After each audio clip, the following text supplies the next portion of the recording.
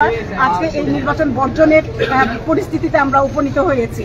দেখেন, আমি অবাক হচ্ছি যখন আমরা মনিটরিং করছি তখন নতুন নতুন ভোটার তৈরি করা হচ্ছে। একটা নির্বাচন কমিশন কেন এই ভোটারদের যে আপডেটটা তারা কেন শিক্ষার্থীদের সামনে উন্মোচন করবে না? কেন যেদিন নির্বাচন সেই নির্বাচনের সময় কেন তারা নতুন নতুন ভোটার তৈরি করছে? এই জায়গা থেকে অনিয়ম হচ্ছে। আমরা গতকালকে থেকে শুনতে পাচ্ছিলাম, আপনারা ফেসবুকে দেখেছেন যে অতিরিক্ত ব্যালট পেপার ছাপানো হয়েছে। কেন অতিরিক্ত ব্যালট পেপার ছাপানো হলো? নিশ্চয়ই এটার পিছনে উদ্দেশ্য আছে। আমার মনে হয়েছে যে আজকের যে নির্বাচনটা সেটা ছিল আসলে একটা সাজানো নাটক।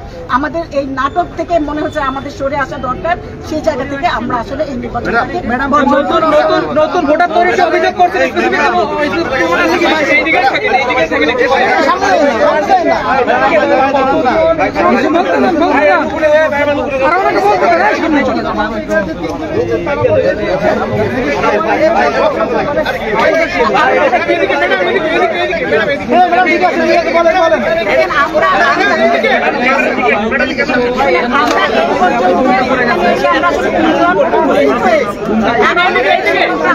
যারা দায়িত্ব পালন করেছেন আপনারা এমন কোনো হয় নাই যেটাতে গন্ডগোল হয়।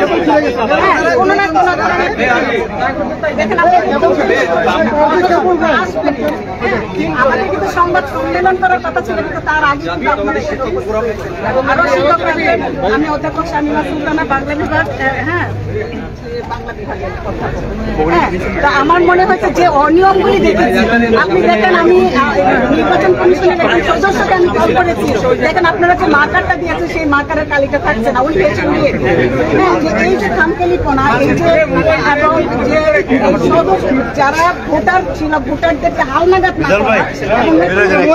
করা এবং সবকিছু দেখে আমার মনে হচ্ছে এবং কোথাও কোথাও ঢুকতে যাওয়া, আবার কাউকে কাউকে আক্রমণ করা, এগুলি আমাদেরকে আসলে ওনার গায়ে লাগছে, সেই